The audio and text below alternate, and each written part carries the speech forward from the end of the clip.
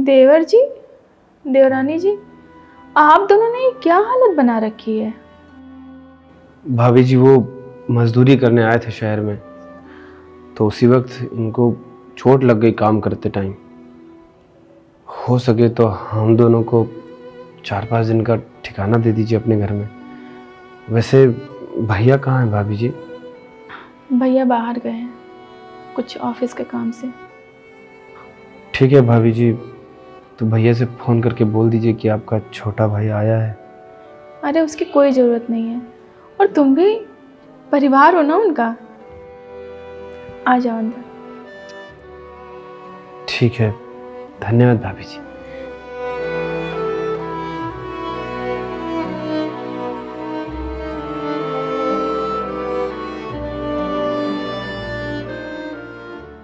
देखो, भैया का घर बहुत सुंदर है शहर में, और भाभी पूरा घर सजाए हैं, है ना? भैया हमारे बहुत बड़े आदमी हो गए हैं, अब शहर में अपना कारोबार भी बड़ा कर लिए हैं। फोन पे बताते रहते हैं कभी कभी कि अब व्यापार दिन ब दिन उनका आसमान पर है। एक बात बताओ, उनका व्यापार इतना बड़ा है तो उन्होंने तुम्हें साथ में क्यों नहीं रखा? वो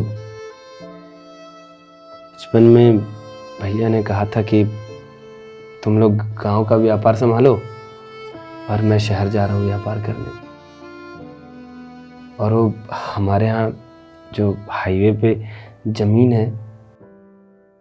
तो तुम भी तो कोई व्यापार शुरू कर सकते थे ना। उनके जितने पैसे वाले नहीं तो थोड़े बहुत तो हमारी भी स्थिति सही होती ना। हाँ बन जाते, लेकिन वो गांव की जो हाईवे पर ज़मीन है ना, 40 बीघे की बढ़िया प्लॉट था। तो जब पिताजी इसको खरीद रहे थे तो उन्होंने कहा कि ये बड़े भैया के नाम कर देते हैं, क्योंकि उस वक्त वो बालिग थे और मैं नाबालिग था। भैया वैसे ईमानदार थे, तो पिताजी ने सोचा कि जब बड़े होंगे तो आपस में दोनों बंटवारा कर लेंगे। अच्छा, ऐसी बात है क्या? छोटू, बाहर मेहमान आए हैं, पानी लेकर आना। हाँ हाँ पहुंच रहा हूँ।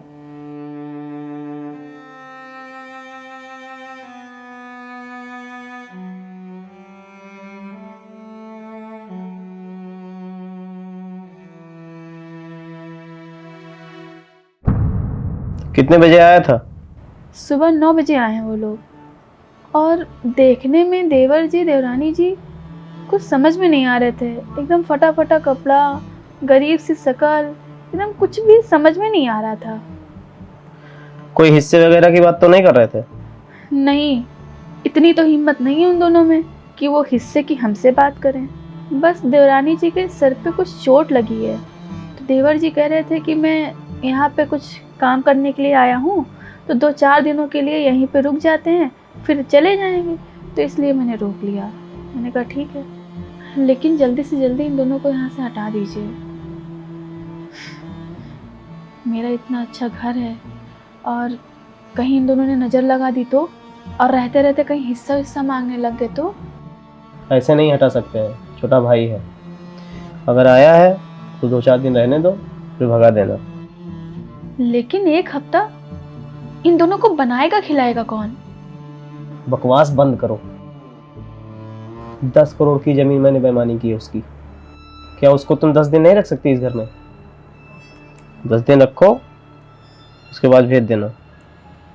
बर्दाश्त तो कर रही हूँ 10 दिन के लिए, लेकिन 10 दिन जैसे ख़त्म होंगे 10 दिन बाद मैं भगा दूंगी, क्योंकि भाई तुम्हारा है और भगाना मुझे पड़ेगा।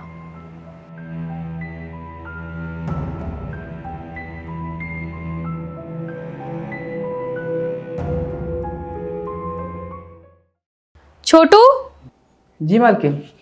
तेरी अब छुट्टी, कम से कम 10 दिन के लिए। लेकिन क्यों?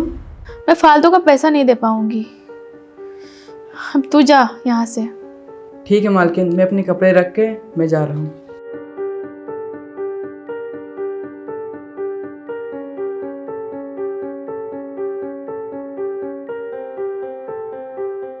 और सुनो, तुम ही से कह रही हूँ, यहाँ आओ। जी भाभी। आज से रामू का सारा काम तुम करोगी, झाड़ू पोछा घर का सारा काम। मुफ्त की रोटी नहीं दे पाएंगे तुम्हें हम। देवर जी भी काम पे गए हैं और तुम भी अपने काम पे लग जाओ। लेकिन भाभी ये चोट। चोट का क्या मतलब है? काम करिए, चलिए। इतनी छोटी सी चोट को लेकर तुम बहाना बना रही हो। चलो उठाओ झाड़ू, झाड़ू लगाओ, काम करो घर का।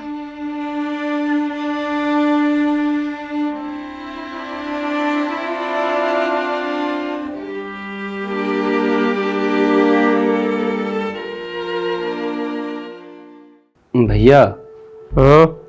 आपका व्यापार तो बढ़िया ही चल रहा होगा। घर वर भी आपने बहुत बढ़िया खरीद लिया है शहर में।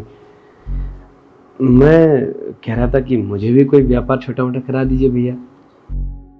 क्या करवा दूँ? आपको तो पता ही है, गांव का सारा व्यापार डिस्टर्ब हो चुका है। अब वहाँ कुछ चलने वाला तो है नहीं। अच्छा, कोई रेडी ही लगवा दीजिए शहर में हमको कहीं। अब मजदूरी करते हैं भैया, बहुत दुखी रहते हैं। वैसे भैया, वो जो पिताजी ने ज़मीन हम दोनों को खरीद के दी थी, क्या उसमें हिस्सा मिलेगा हमको क्या? हिस्सा? कैसा हिस्सा? वो जमीन मैंने अपने मेहनत के पैसे से खरीदा है, दिन रात मेहनत किया है, और पिताजी ने केवल 10-5 हजार रुपए दिया होगा उसमें। तू आया हिस्सा लेने। दोबारा अगर तेरे जुबान पे उस जमीन का नाम आ गया ना, तो मुझसे बुरा कोई नहीं होगा। और तुझे पता है, मेरे ऊपर 10 करोड़ का कर्जा है। ये जो घर देख रहा है तू, ये बंगला देख रहा है, इसे मैंने कितनी मेहनत से बनाया ना, ये तुझे अंदाजा नहीं होगा। देख, मैं तुझे आखिरी बार समझा रहा हूँ, तू यहाँ मेहमान की तरह आया है, 10 दिन रह, खा और जा। दोबारा कभी मेरे सामने जमीन की बात मत करना। आ गया नजर लगाने। हिस्सा चाहिए इसको। चल हट। ठीक है भैया, मैं समझ गया कि इस घर में मेरे लिए कौन सी जगह है। मैं जा रहा हूँ यहाँ से भैया। जैसा तुझको ठीक लगे।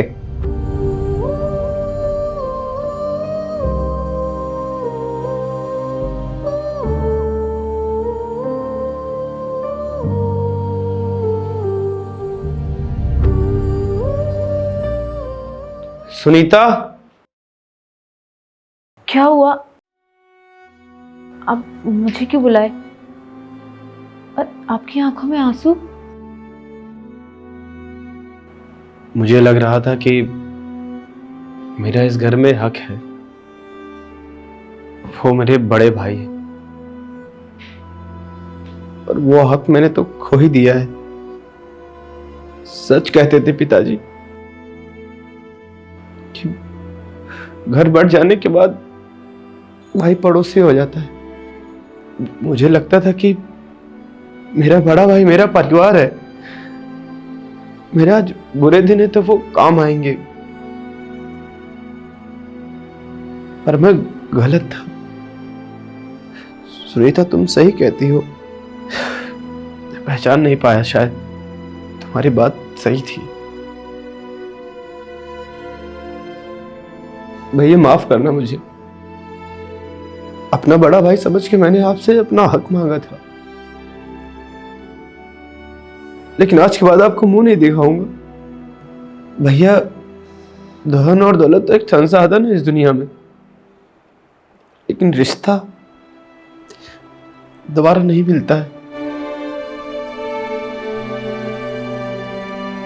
आप इस चमक में खुश रहिए, और खुश तो मैं भी हूं, लेकिन वो सपना आपने मेरा तोड़ दिया भैया। जिस गर्व से मैं लोगों से कहा करता था कि मेरा भी कोई बड़ा भाई है इस दुनिया में, बहुत बड़ा आदमी है, लेकिन सच में वो सिर्फ बहुत बड़ा आदमी निकला मेरी नजरों में। आज चलता हूं।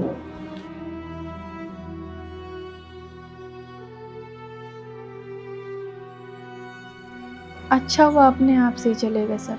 चलो अच्छा हुआ, धक्के मार के बाहर नहीं निकालना पड़ा।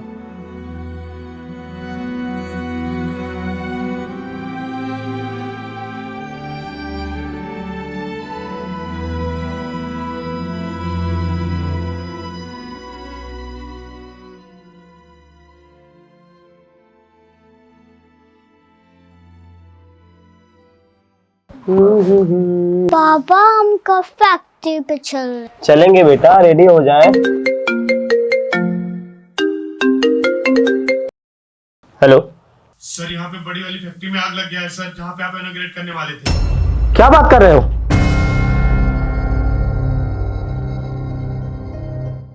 ये क्या हो गया? मैं तो बर्बाद हो गया, मैं कहीं का नहीं रहा। क्या हो गया? सब कुछ बर्बाद हो गया, सब कुछ खत्म हो गया। हमारे फैक्ट्री में आग लग गई। आग लग गई?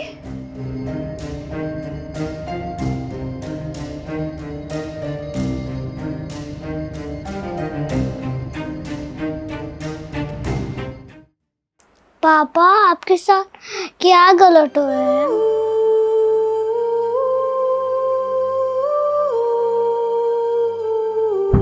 लेकिन वो सपना आपने मेरा तोड़ दिया भैया, जिस गर्व से मैं लोगों से कहा करता था कि मेरा भी कोई बड़ा भाई है इस दुनिया में, बहुत बड़ा आदमी है। लेकिन सच में वो सिर्फ बहुत बड़ा आदमी निकला मेरी नजरों में आज।